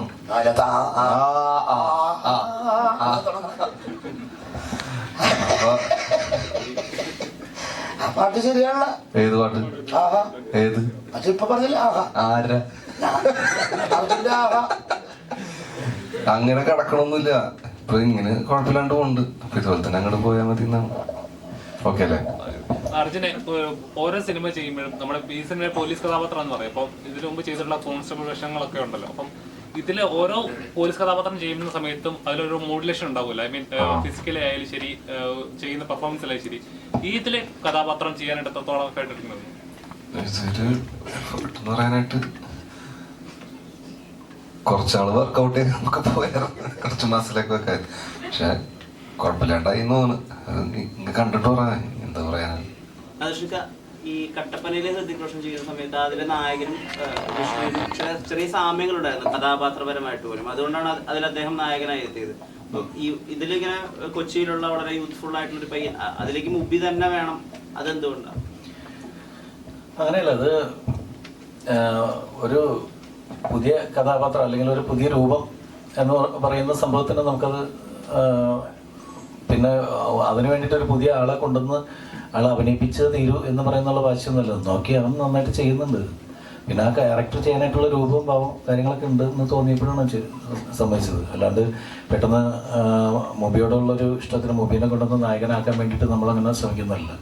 കഥാപാത്രത്തിന് ആപ്റ്റാണെങ്കിൽ മാത്രമേ നമ്മൾ ആരെയാണെങ്കിലും, അതിപ്പോൾ ഞാൻ മാത്രമല്ല, അത് സ്ക്രിപ്റ്റ് എഴുതിയത് റാഫിക്കാണ്. റാഫിക്ക ആണെങ്കിൽ പോലും സമ്മതിക്കില്ല. അത് ഓക്കെ അല്ലെങ്കിൽ വേണ്ടെന്ന് പറയുള്ളൂ. അത് വേണ്ട, വേറെ ആരെങ്കിലും ആലോചിക്കാൻ പറയും. അപ്പം നമുക്ക് ഓക്കെയാണ് അതിൻ്റെ പേരിൽ ചെയ്താൽ. തമാശകൾ എഴുതും തമാശകൾ ഉണ്ടാക്കുകയൊക്കെ ചെയ്യുമ്പോൾ ഇപ്പം ഒരുപാട് ചർച്ചകളുണ്ടല്ലോ. ഒരു തമാശ എടുത്ത് ആ തമാശ എങ്ങനെയൊക്കെയാണ് അതിന്റെ പൊളിറ്റിക്കൽ എഫക്റ്റീവ്നെസ് എന്നൊക്കെ പറഞ്ഞിട്ട്. അപ്പൊ ഇപ്പോ തമാശ പറയുമ്പോഴോ എഴുതുമ്പോഴോ സിനിമയിൽ അങ്ങനെയുള്ള ശ്രദ്ധകളൊക്കെ ഉണ്ടാവാറുണ്ടോ? അങ്ങനെയല്ല, അത് ഓരോ കാലഘട്ടത്തിനനുസരിച്ചിട്ട് മാറിക്കൊണ്ടിരിക്കില്ലേ. തമാശകളുടെ കാര്യത്തിൽ മാത്രമല്ല, എല്ലാത്തിൻ്റെ കാര്യത്തിൽ എല്ലാ ചിന്താഗതി എല്ലാം മാറിക്കൊണ്ടിരിക്കുക എല്ലാവരും. അപ്പോൾ അതനുസരിച്ചിട്ട് നമ്മൾ ചില കാര്യങ്ങൾ സൂക്ഷിക്കണം. അപ്പോൾ കാരണം വെച്ചിട്ട് മെജോറിറ്റി അതിന് നമുക്ക് ഇന്ന ചില പണ്ട് നമ്മൾ മിമിക്രി കാലഘട്ടങ്ങളിൽ ചെയ്തുകൊണ്ടിരിക്കുന്ന സമയത്ത് ഉള്ള കഥാപാത്രങ്ങളിൽ പള്ളിയിലച്ഛനും പൂജാരിയും മുസ്ലിയാരും ഒക്കെ നമ്മൾ അനുസ്യൂതം നമ്മൾ ഉപയോഗിച്ചുകൊണ്ടിരുന്ന കഥാപാത്രങ്ങളാണ്. പക്ഷെ ഇപ്പോൾ അങ്ങനെയുള്ള കോമഡിയൊക്കെ സൃഷ്ടിക്കുകയാണെങ്കിൽ അത് ഒന്ന് ആലോചിച്ചില്ലെങ്കിൽ കുഴപ്പമാകും. അതുപോലെ തന്നെയാണ് സിനിമയുടെ കാര്യത്തിലും. സിനിമയിലും നമ്മൾ പറയുന്ന അല്ലെങ്കിൽ സൃഷ്ടിക്കുന്ന കഥാപാത്രങ്ങൾ ആർക്കെങ്കിലുമൊക്കെ നോവിക്കുന്നുണ്ടെങ്കിൽ നമ്മളത് വേണ്ടെന്ന് വയ്ക്കാമെന്ന് പറയുന്നത് തന്നെയാണ്. അത് ഉത്തമമായിട്ടുള്ള ഇപ്പോഴത്തെ സാഹചര്യത്തിൻ്റെ അനുസരിച്ചിട്ട് കാര്യം. അല്ലെങ്കിൽ പിന്നെ നമ്മളത് നേരിടാനുള്ള ചങ്കൂറ്റവും ധൈര്യമൊക്കെ നമുക്ക് വേണം. നമുക്കത് അതിനുള്ള ശേഷിയില്ല. അതിൻ്റെ പേരിൽ നമ്മൾ സൂക്ഷിക്കും. ദർശക ഒരു സിനിമയുടെ പൂർണ്ണ സ്വാതന്ത്ര്യം അതിന്റെ ഡയറക്ടറിനും റൈറ്ററിനും, അതിന്റെ സൃഷ്ടി എങ്ങനെയായിരിക്കണം, അതിന്റെ കഥ എങ്ങനെയാവണം, അതിന്റെ സൃഷ്ടിയുടെ പൂർണ്ണ ഉത്തരവാദിത്വം അതിന്റെ ഡയറക്ടറും റൈറ്ററും ആയിരിക്കും തീരുമാനിക്കുന്നത്. പക്ഷേ ഇതൊന്നും അല്ലാതെ ഒരു സെൻസർ ബോർഡ് തന്നിട്ട് ഈ സീൻ വേണ്ട, അല്ലെങ്കിൽ അവിടെ അത് വേണ്ട, ഇവിടെ ഇത് വേണ്ട എന്ന് തീരുമാനിക്കുമ്പോൾ ഒരു ആ കഥയുടെ എലമെന്റ് തന്നെ ചിലപ്പോൾ നഷ്ടപ്പെട്ടു പോകും. പല സിനിമകൾ അങ്ങനെ പോയിട്ടുണ്ട്. അപ്പോൾ അങ്ങനെ ചെയ്യുന്നത് ശരിയാണെന്ന് വിശ്വസിക്കുന്നുണ്ടോ? അങ്ങനെയല്ല, നമുക്ക് നമ്മളുടേതായ സൃഷ്ടികൾ അങ്ങനെ ചെയ്യണമെന്നും നമുക്കൊരു തോന്നലുണ്ടാവും. നമ്മളിപ്പോൾ റൈറ്റർ പറയും അല്ലെങ്കിൽ ഡയറക്ടർ, നമുക്ക് ചില കാര്യങ്ങൾ ആ സിനിമയിൽ നമുക്ക് അങ്ങനെ തന്നെ ചെയ്ത് തീരുള്ളൂ. അല്ലെങ്കിൽ ചിലപ്പോൾ മനസ്സിലാവില്ല, കഥ മനസ്സിലാകാതെ പോകും. അങ്ങനെയുള്ള സീൻസ് നമ്മൾ അതിൽ നിന്ന് കട്ട് ചെയ്ത് കളഞ്ഞു കഴിഞ്ഞിട്ടുണ്ടെങ്കിൽ, അല്ലെങ്കിൽ അത് ഷൂട്ട് ചെയ്യുമ്പോൾ തന്നെ നമുക്കറിയാം ഈ സീൻ സെൻസർ ബോർഡിൽ ചെല്ലുമ്പോൾ പ്രശ്നമാകും, അല്ലെങ്കിൽ ആ ഡയലോഗ് പ്രശ്നമാകും. ചിലപ്പോൾ ആ സീനില്ലെങ്കിൽ ആ കഥ പൂർണ്ണമാകാനായിട്ട് പാടായിരിക്കും. അപ്പോൾ എന്താണെന്ന് വെച്ചിട്ടുണ്ടെങ്കിൽ അത് ഉൾപ്പെടുത്തിയിട്ട് ആ സമയത്ത് സെൻസർ ബോർഡ് ക്ലീൻ യു കിട്ടുന്ന സ്ഥലത്ത് ആ ഒരൊറ്റ സീനിൻ്റെ പേരിൽ UA ആയി മാറും. അതിനൊക്കെ നമ്മൾ തയ്യാറായിട്ട് തന്നെ, കാരണം അത് സിനിമയെ നശിപ്പിക്കേണ്ടതെന്ന് കഥാകൃത്തും ഡയറക്ടർക്ക് എല്ലാവർക്കും ആഗ്രഹമുള്ളതിൻ്റെ പേരിലാണ് പല സിനിമകളും അങ്ങനെ തന്നെ. അല്ലെങ്കിൽ ചില സിനിമകൾ അതുമല്ലാത്ത സർട്ടിഫിക്കറ്റിലേക്കൊക്കെ സർട്ടിഫിക്കറ്റ് വരെ വന്ന് ചിലപ്പോൾ ആ ഒരൊറ്റ സീനിൻ്റെ പേരിലായിരിക്കും. അത് സെൻസർ നിയമങ്ങൾ മാത്രം സമയം വിശ്വസിക്കുന്നു അങ്ങനെയൊന്നുമല്ല. അതിപ്പോൾ ഓരോ കാലഘട്ടം അനുസരിച്ചിട്ട് ഞാൻ പറഞ്ഞില്ലേ, ഇപ്പം നമ്മൾ മാറുന്നതനുസരിച്ചിട്ട് അവർ ഓരോ നിയമങ്ങൾ ഉണ്ടാക്കി വെക്കുന്നുണ്ട്. നിയമങ്ങളനുസരിക്കാൻ ബാധ്യസ്ഥരാണ് നമ്മൾ ഒരാൾ വാശി പിടിച്ചിട്ട് ഇപ്പം ഞാൻ പറയട്ടെ, എനിക്കിഷ്ടമുള്ള സിനിമ എനിക്ക് ഷൂട്ട് ചെയ്യാം, അത് അവർക്ക് ഇഷ്ടമുള്ള സർട്ടിഫിക്കറ്റ് അവർ തരുമോ? നമുക്ക് എന്ത് ചെയ്യാൻ പറ്റും? നമുക്കായിട്ട് മാറ്റാൻ പറ്റുമല്ലോ. അപ്പോൾ നമ്മളത് തീരുമാനിച്ചിട്ട് നമുക്ക് ഇന്ന സർട്ടിഫിക്കറ്റ് അല്ലെങ്കിൽ ഇന്ന കാറ്റഗറിയിൽ സിനിമ ആണ് ഞാൻ ചെയ്യാൻ തീരുമാനിക്കണമെന്ന് വെച്ചിട്ടുണ്ടെങ്കിൽ സിനിമ റിലീസ് ചെയ്യേണ്ടെന്ന് ആരും പറയുന്നില്ല. പക്ഷെ അവർ ആ സമയത്ത് അവർ എന്താണെന്ന് വെച്ചിട്ടുണ്ടെങ്കിൽ അവരുടെ തീരുമാനത്തിലേക്ക് നമ്മൾ വിട്ടുകൊടുക്കേണ്ടി വരും. ഒരു സിനിമാ കുടുംബത്തിൽ നിന്നാണല്ലോ. അപ്പോൾ ഫസ്റ്റ് ഓഫ് ഓൾ സിനിമ ചെയ്യാനായിട്ട് വന്നപ്പോൾ ഇങ്ങനെ ഒരു ഉദ്ദേശം വന്നപ്പോൾ അച്ഛൻ്റെ ഭാഗത്ത് നിന്ന് വന്നവര് ഷാഫിക്ക നിങ്ങൾ കുറേ പേരുണ്ടല്ലോ, അവരെന്താണ് ഉപ്പിനോട് ആവശ്യപ്പെട്ടത് അല്ലെങ്കിൽ എന്തൊക്കെയാണ് പറഞ്ഞു തന്നത്? അങ്ങനെ പ്രത്യേകിച്ചൊന്നും പറഞ്ഞൊന്നുമില്ല, മോശമാക്കരുതെന്ന് ആവശ്യപ്പെട്ടു. പൈസ മേടിക്കണമെന്ന് അങ്ങനെ ചെറിയൊരു പറഞ്ഞു ഏതെങ്കിലും ആക്ടേഴ്സ് അങ്ങനെ എന്തെങ്കിലും? ഇല്ല. ഒരു നാശിക്ക് എന്താണോ പറയണത് അത് ചെയ്യരുത്.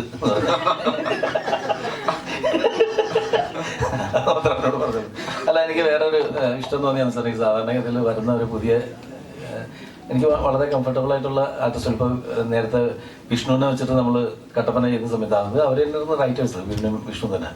അപ്പോൾ അവർക്ക് കൃത്യമായിട്ട് അറിയാവുന്ന ഇപ്പോൾ ഇദ്ദേഹത്തെ സംബന്ധിച്ച് ചില ഈ ഫൈറ്റും ഡാൻസും മറ്റുള്ള ആക്ഷൻ അങ്ങനെയുള്ള സീക്വൻസൊക്കെ ചെയ്യാനായിട്ട് എല്ലാവർക്കും പുതിയ ഒരാൾക്ക് പറ്റും. പക്ഷേ ഹ്യൂമർ ചെയ്ത് ഫലിപ്പിക്കുക എന്ന് പറയുന്നത് ചെറിയ ബുദ്ധിമുട്ടുള്ള കാര്യമാണ്. അതുവരെ വഴങ്ങുന്ന ഒരാളെ കിട്ടിയെന്ന് പറയുന്നതിൻ്റെ ഒരു സന്തോഷമുണ്ട്. അതെല്ലാവർക്കും പെട്ടെന്ന് വഴങ്ങുന്നൊരു കാര്യമല്ല തമാശ എന്ന് പറയുന്നത്. തമാശ അങ്ങനെ നമുക്കത് ചെയ്യുമ്പോൾ അത് മറ്റുള്ളവർക്ക് കൂടി അത് ഓക്കെ ആണെന്ന് തോന്നുന്ന തരത്തിലുള്ള ചെയ്യാൻ പറ്റുന്ന പുതിയ പിള്ളേരെ കിട്ടുമ്പോൾ നമുക്ക് വളരെ സന്തോഷം തോന്നും. കോമഡി സീൻസ് ആയിരുന്നല്ലേ നമ്മൾ ചെയ്യുന്നത്. നിന്നെ അറിയിക്കാൻ ഷൂട്ട് ചെയ്തല്ലേ. അവിടെ നിന്ന് വെള്ളം കുടിക്കണപ്പോ എനിക്ക് മനസ്സിലായി എന്ത്. അപ്പോൾ ഈ വന്ന് പറയുമ്പോൾ ആധികാരികമായിട്ടെന്ന് വെച്ചിട്ടുണ്ടെങ്കിൽ നമുക്ക് പലപ്പോഴും സ്വന്തമായിട്ട് തീരുമാനം എടുക്കുന്നതിനേക്കാൾ കൂടുതലും മറ്റുള്ളവരുടെ കാര്യങ്ങൾ കേട്ട്, അതായത് സ്വയം നമുക്കൊരു ഡിസിഷൻ എടുക്കാൻ പറ്റാത്ത ആളുകളാണ് അത്തരത്തിലുള്ള റിവ്യൂസിൽ വിശ്വസിക്കുന്നത് തന്നെയാണെന്ന് എൻ്റെ വിശ്വാസം. കാരണം വെച്ചിട്ടുണ്ടെങ്കിൽ നമുക്ക് തീരുമാനം എടുക്കും. ഇപ്പം നമുക്കൊരു സിനിമ കാണുമ്പോൾ നമ്മൾ ഇത്ര പേര് ഇരുമുണ്ട്, നമ്മളെല്ലാവരും ചെന്നിട്ട് നമ്മൾ സിനിമ കാണുമ്പോൾ ചിലപ്പോൾ കുറേ ആൾക്കാർ പറയും എനിക്കിഷ്ടപ്പെട്ടിട്ടാ. അപ്പോൾ നമ്മൾ തൊട്ടടുത്തിരിക്കുന്ന പറയും എനിക്ക് അത്ര വർക്കായില്ല. പലരും പല അഭിപ്രായം പറയും.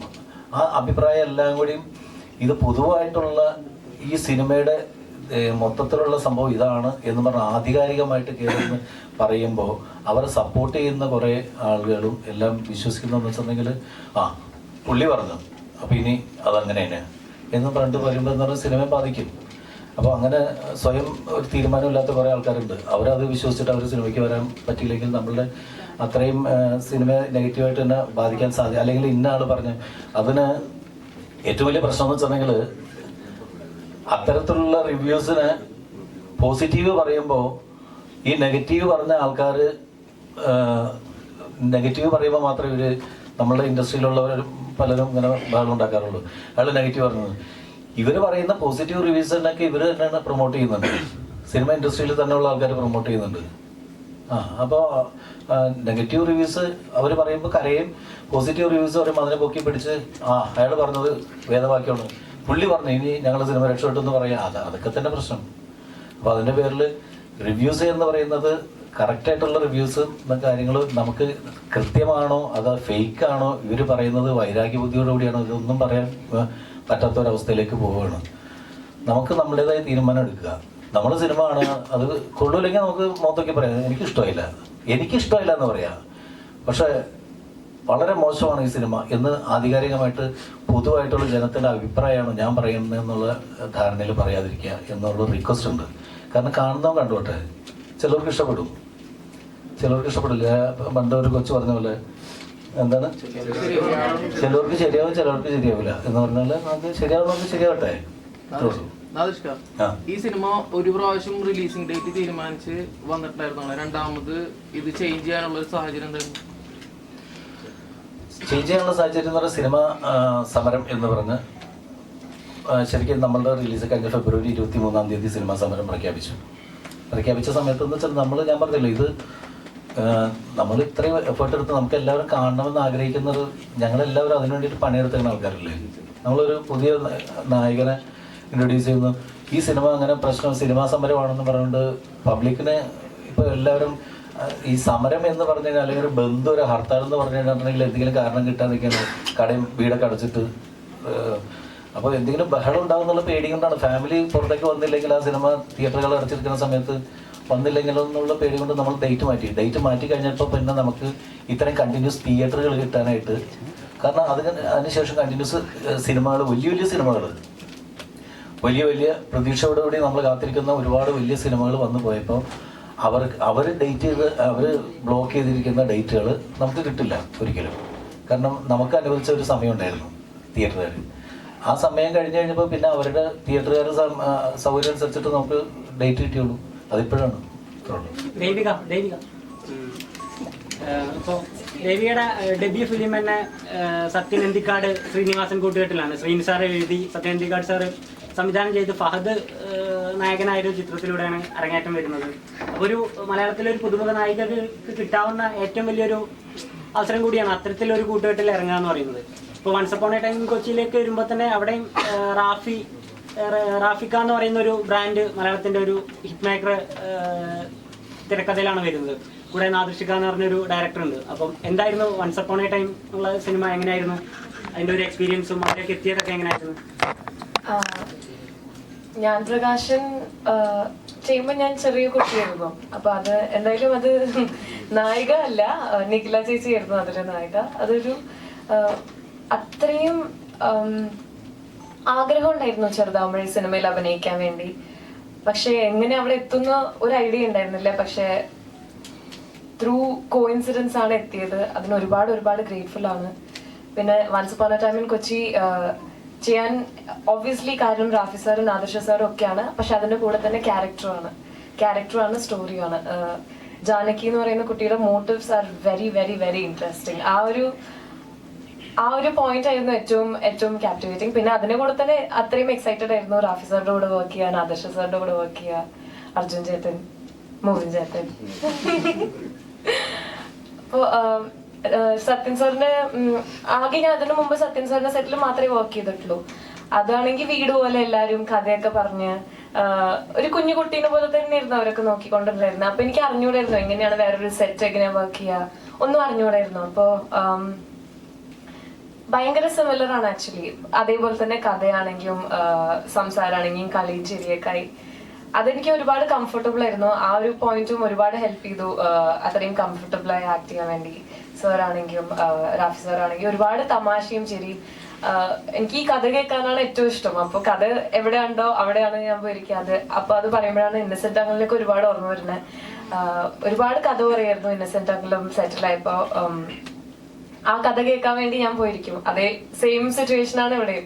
നാദർഷ സാർ ഒരുപാട് മുന്നത്തെ കാലത്തെ കഥ പറയും. സാർ ആക്ട് ചെയ്ത് തുടങ്ങിയ പാട്ടിന്റെയും സാറിന്റെ ട്രാവൽസിനെ പറ്റി ഒക്കെ പറയും.